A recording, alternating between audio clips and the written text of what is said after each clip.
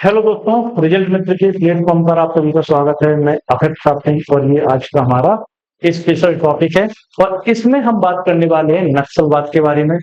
नक्सलवाद ये शब्द आपने कभी ना कभी जरूर सुना होगा और आए दिन आप न्यूज़ में सुनते रहते होंगे, क्योंकि आए दिन हमारी जो डिफेंस फोर्सेज हैं कि नक्सलवाद को खत्म करने के लिए अभियान करती रहती हैं। इसी दौरान नक्सलवादियों के द्वारा बिछाए हुए जाल में भी हमारे कई सही सैनिक जवान शहीद हो जाते हैं। इस प्रकार की न्यूज़ें आप अधिकतर समाचारों में सुनते हैं। अब बात आती है कि नक्सलवाद है क्या? नक्सलवाद की उत्पत्ति कैसे हुई और ये किस विचारधारा को मानने वाले लोग हैं? कितना क्षेत्र नक्सलवाद से प्रभावित है, किन किन राज्यों में नक्सलवाद देखने को मिलेगा? सरकार ने अभी तक कौन कौन से कार्य किए हैं नक्सलवाद को खत्म करने के लिए? साथ में हम देखेंगे वर्तमान में ये न्यूज में क्यों बना हुआ है। इन सब पहलुओं पर आज हम चर्चा करने वाले हैं। इससे पहले मैं आपको यहां पर बता दूं कि ये जो टॉपिक है आपका इंटरनल सिक्योरिटी के अंतर्गत यूपीएससी ने शामिल किया है, आंतरिक सुरक्षा के अंतर्गत इसे शामिल किया गया है। आइए शुरू करते हैं। तो यहां पर आप देखेंगे हाल ही में चर्चा में क्यों है, तो महाराष्ट्र सरकार के द्वारा एक विधेयक पारित किया गया है और इसका नाम है महाराष्ट्र विशेष सार्वजनिक सुरक्षा विधेयक 2024। ये विधेयक यहाँ पर स्थापित किया गया है, लाया गया है। शॉर्ट में इसे कहा गया है MSPC 2024। अब ये जो विधेयक लाया गया है इसके उद्देश्य क्या है? तो इसके उद्देश्य है शहरी नक्सलवाद को खत्म करना। शहरों में जो नक्सलवाद उपस्थित है उसको खत्म करना। अब आप बोलेंगे कि नक्सलवाद शहरों में भी होता है, तो हाँ, नक्सलवाद शहरों में होता है। इसकी की चर्चा हम आगे करेंगे। तो ये जो विधेयक लाया गया है इसे 11 जुलाई को महाराष्ट्र विधानसभा में प्रस्तुत किया गया है। अब यहां पर हम आगे बढ़ते हैं। अगर हम बात करते हैं कि इस विधेयक को लाने के पीछे सरकार ने क्या तर्क प्रस्तुत किए हैं, तो महाराष्ट्र के वर्तमान के जो उप मुख्यमंत्री हैं देवेंद्र फडणवीस जी, इन्होंने इस विधेयक को प्रस्तुत करने के समय कुछ वक्तव्य दिए थे, कुछ स्टेटमेंट दी थी।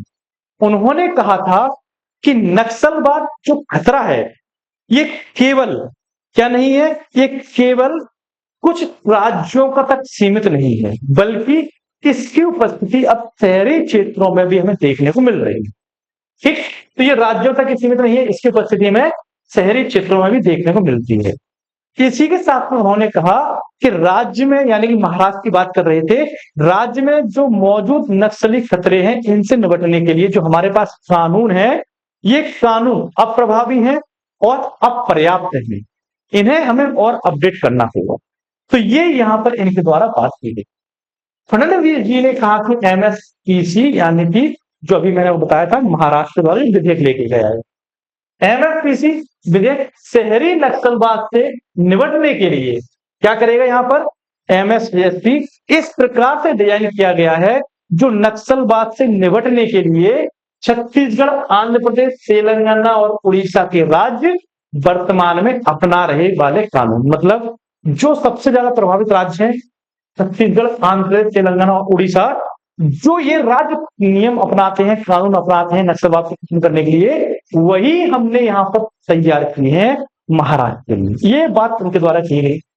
अब देखो, अब यहाँ पर इनके द्वारा कहा गया कि ये जो राज्य हैं जो पहले से कठोर कानून अपना रहे हैं नक्सलवाद के विरोध में, कौन कौन? छत्तीसगढ़, आंध्र प्रदेश, तेलंगाना और उड़ीसा, इन राज्यों ने अभी तक 48 नक्सली संगठनों के ऊपर क्या किया?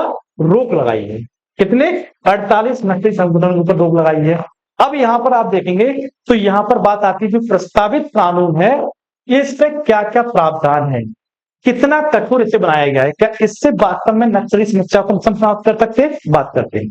तो यहां पर आप देखिए महाराष्ट्र सरकार द्वारा जो ये विधेयक लाया गया है, इसके तहत विशेष सार्वजनिक सुरक्षा विधेयक 2024 का जो मुख्य उद्देश्य है इस संदिग्ध संगठनों को गैर कानूनी संगठन घोषित करना है। जितने भी संगठनों के ऊपर शंका होगी और ये प्रूफ हो जाएगा कि ये किसी ना किसी प्रकार से कैसे है, किसी ने किसी प्रकार से गैर संदिग्ध अवधि में ये लोग लिप्त हैं, इसीलिए इन्हें गैर कानूनी घोषित किया जाए, इसलिए प्रावधान यहाँ पर जोड़े गए।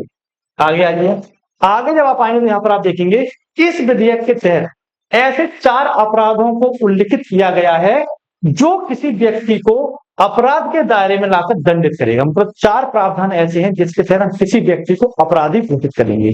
पहला प्रावधान इसमें है, किसी व्यक्ति का गैर कानूनी संगठन के सदस्य होना। कोई ऐसा संगठन जिसे सरकार ने गैर कानूनी घोषित किया है, अगर कोई व्यक्ति उसका सदस्य है, पनिशमेंट दी जा सकती है।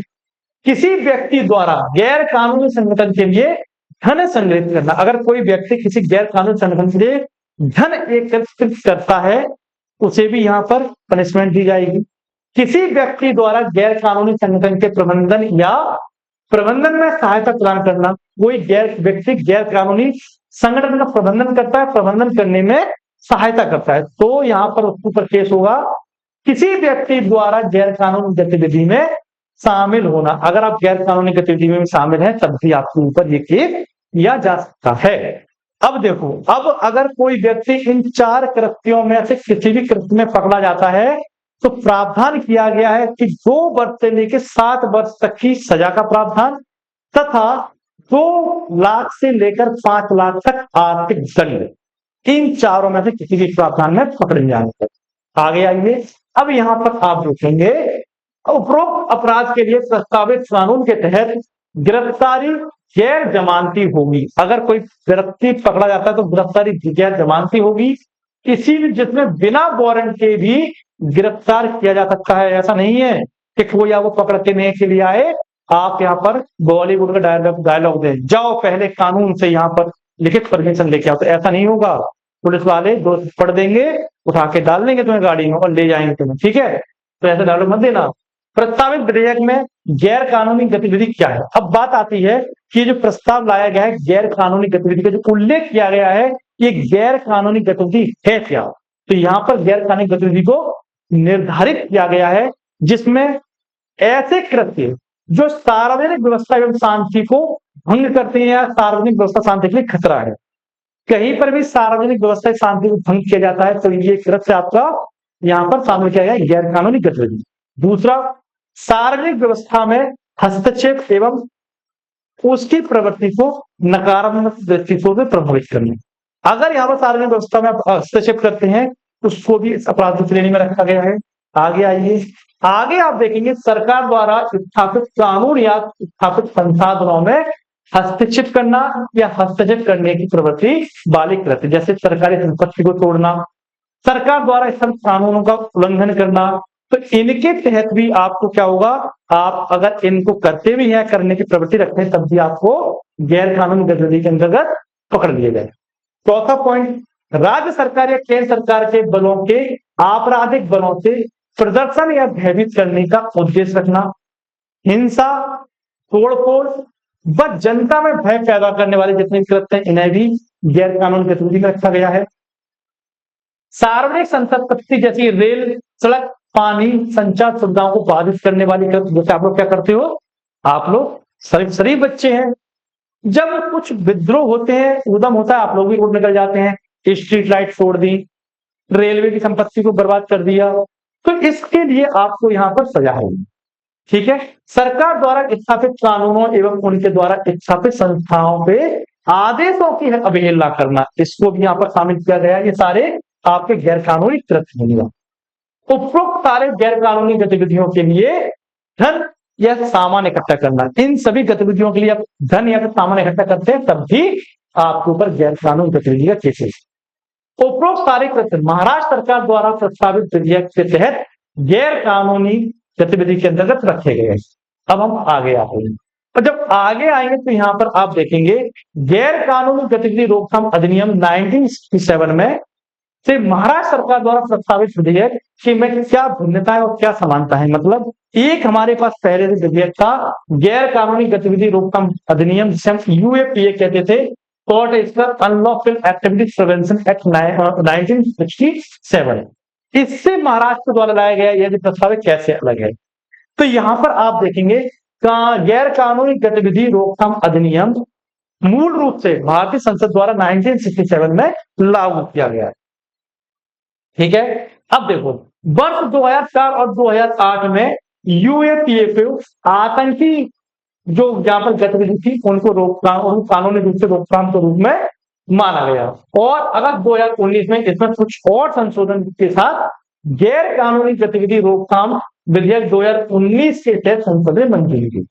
आगे आप बढ़ेंगे तो यहाँ पर देखेंगे यूएपीए भारत का प्रमुख आतंकवादी रोधी कानून है। यूएपीए क्या है? भारत का प्रमुख आतंकवादी रोधी कानून है, जिसका उपयोग नक्सलवाद के मामले में भी किया जाता है। आतंकवाद और नक्सलवाद दोनों को रोकने के लिए इसका प्रयोग किया जाता है। यूएपीए के तहत भी राज्य सरकार किसी संगठन को गैर कानूनी रूप से नामित कर सकते हैं। अगर राज्य सरकार चाहे तो यूएपीए 1967 एक्ट के द्वारा भी किसी संगठन को गैर कानूनी घोषित कर सकती है। ठीक, अब आगे आ जाओ। यहां पर आप देखेंगे यूएपीए के तहत राज्य द्वारा घोषित किए गए गैर कानूनी संगठन की पुष्टि उच्च न्यायालय के न्यायाधीश की अध्यक्षता वाला एक न्यायाधीश करेगा। अगर यूएपीए एक्ट के तहत राज्य ने किसी संगठन को गैर कानूनी संगठन घोषित किया तो इस बात की पुष्टि उच्चतम न्याय उच्च न्यायालय हाई कोर्ट के न्यायाधीश की अध्यक्षता वाली एक न्यायाधीश करेगा। इसी प्रकार से आप देखेंगे जबकि एमएसपी यानी महाराष्ट्र का जो कानून है उसके तहत अगर किसी को गैर कानूनी संगठन के तहत रखा गया तो इसकी पुष्टि सलाहकार बोर्ड के द्वारा किया जाएगा। यहाँ पर उच्च न्यायालय करेगा, यहाँ पर सलाहकार बोर्ड करेगा। और इस सलाहकार बोर्ड में 3 उच्च न्यायालय के पूर्व न्यायाधीश शामिल किए जाएंगे। ये प्रावधान यहाँ पर किए गए हैं। अब आगे बढ़ेंगे तो बात आती है नक्सलवाद या माओवाद होता क्या है। तो भैया यहाँ पर एक ही है, नक्सलवाद माओवाद दोनों एक ही। ठीक है, अब यहाँ पर हम चर्चा कर लेते हैं। नक्सलवाद या माओवाद मुख्य रूप से 1960 और 1970 के दशक के दौरान उपजे आपके बुद्धिजीवी वर्ग की प्रतिक्रियावादी सिद्धांत थे। ठीक है, नक्सलवाद की प्रतिक्रियावादी राजनीतिक सिद्धांत मुख्य रूप से सत्ता की प्राप्ति और राजनीतिक एक रूप या राजनीतिक रक्तपात रहित युद्ध के सिद्धांत पर काम करती है। अब यहाँ पर क्या है, जो नक्सलवाद की प्रक्रियावादी यहाँ पर सोच है कि राजनीतिक सिद्धांत या फिर मुख्य रूप से सत्ता की प्राप्ति के लिए किया जाता है। और यहाँ पर आप देखेंगे राजनीतिक रक्तपात रहित युद्ध के सिद्धांत पर भी एक काम करती है। भारत में अगर हम नक्सलवाद की बात करें तो भारत में नक्सलवाद का उदय एक विचारधारा के रूप में सामने आया था, जो चीन के कम्युनिस्ट नेता माओ त्से तुंग की विचारधाराओं से प्रभावित। अब देखो यहाँ पर जो भारत में नक्सलवाद आया है, चीन में यहाँ पर एक कम्युनिस्ट नेता थे माओ त्से तुंग, इनकी विचारधारा से प्रभावित है। यहाँ पर आप देखेंगे जब ब्रिटिश गवर्नमेंट थी, इनके द्वारा वन कानून लेकर वन में रहने वाले लोग थे, इनके संसाधनों का दोहन किया। फिर बाद में हम स्वतंत्र हुए तब भी हमने इन लोगों के जो हमारे बनिए वन के वनों में रहने वाले लोग थे, इनके हमने कई प्रकार इन पर अत्याचार किए। तो इसके कारण यहाँ पर आप देखेंगे ये एक समस्या उलझी और इन लोगों ने अपनी सोच के लिए कम्युनिस्ट नेता जो चीन के थे माओ त्से तुंग के यहाँ पर विचारधारा को स्वीकार कर लिया। उस समय हकीकत समस्या थी, लेकिन आज ये एक प्रकार से व्यवसाय बन चुका है। ठीक, अब आगे आते हैं। मूल रूप में से भारत में नक्सलवाद शब्द की उत्पत्ति जो हुई है, भारत में जो नक्सलवाद शब्द की उत्पत्ति होगी ये बंगाल में, पश्चिम बंगाल जो क्षेत्र है उसमें एक गांव है नक्सलबाड़ी, यहां से मानी जाती। ठीक है, नक्सलबाड़ी में भारतीय कम्युनिस्ट पार्टी के नेता थे कानू संथाल और चारू मजूमदार। इनके द्वारा सत्ता के विरुद्ध शुरू किए गए सशस्त्र आंदोलन से यह शुरुआत मानी जाती है। भारत में नक्सलवाद की शुरुआत 1967 में नक्सलवाद में शुरू हुए सशस्त्र आंदोलन का शुरू होगी, जो आगे चलकर लगभग पूरे देश में धीरे धीरे फैलती है।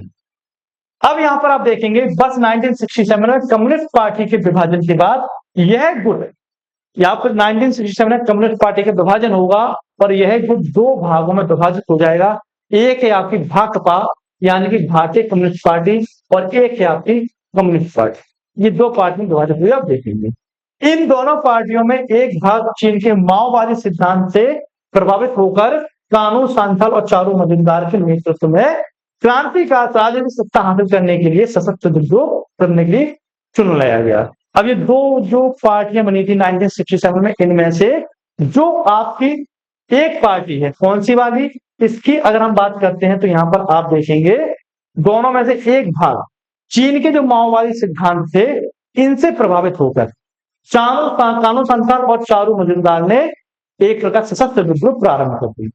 आगे आइए, आगे जब आप देखेंगे 1967 चारू मजुमदार कानू संथाल ने कम्युनिस्ट सशस्त्र क्रांतिकारियों की एक अखिल भारतीय समन्वय समिति को गठन किया और इन्होंने भूमिगत होकर सशस्त्र लड़ाइयां करना शुरू कर दिया। मतलब भूमिगत होते थे और ये जो गुरिल्ला युद्ध प्रतियोगी होती है उसके तहत ये हमला करते थे।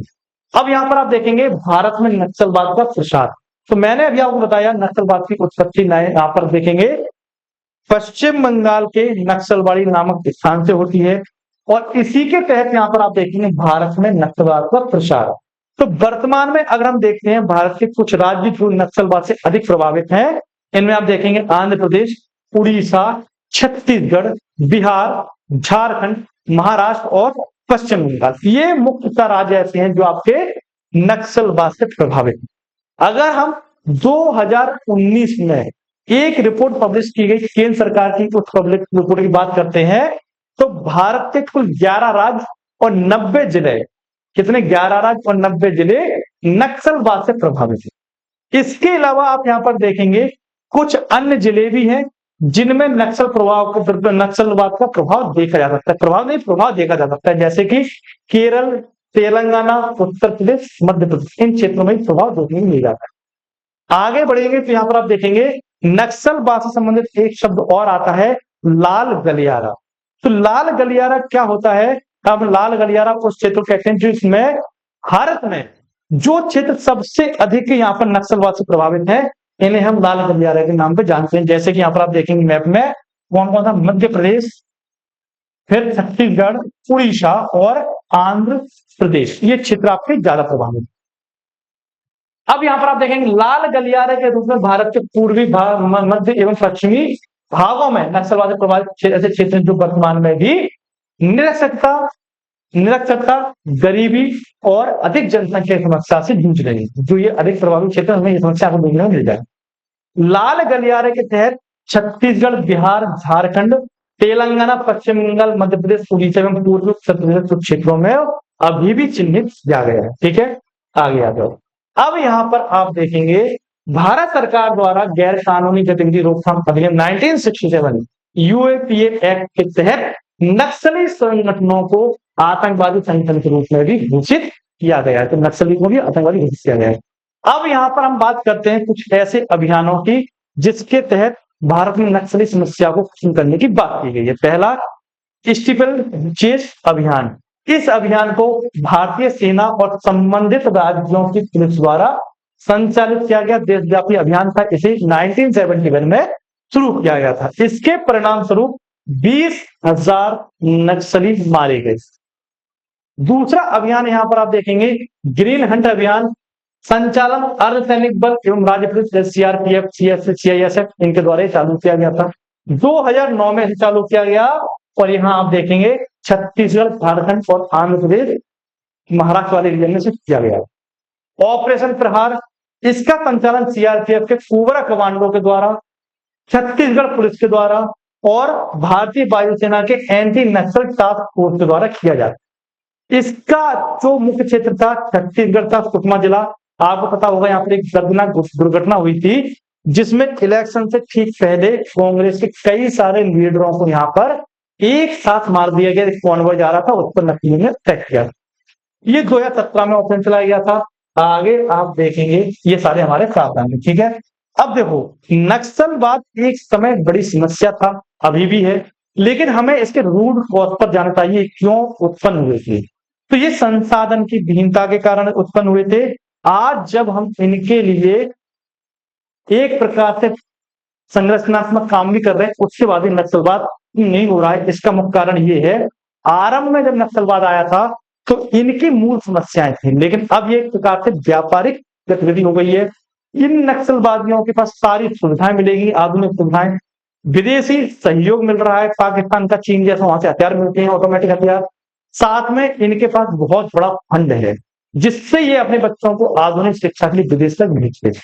तो ये पूरी यहाँ पर आप देखेंगे लोगों को ये नक्सलवादी एक प्रकार सेना में शामिल करते हैं, अपनी सेना में, और रोजगार भी देते हैं। इससे ये ज्यादा प्रभावित इसी के साथ आप देखेंगे सरकार को नीति के तौर पर दोनों नीतियां साथ में लेके चलनी पड़ेंगी, तब नक्सलवाद से यहां पर काउंटर कर पाएंगे।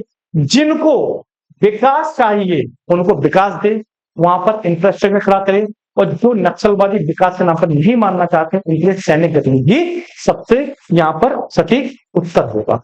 तो ये हमारा टॉपिक था जिसमें हमने नक्सलवाद की बात की, नक्सलवादों की चर्चा की। इस क्लास को यहीं पर समाप्त करेंगे, मिलेंगे आपसे अपने अगले महत्वपूर्ण टॉपिक के साथ में।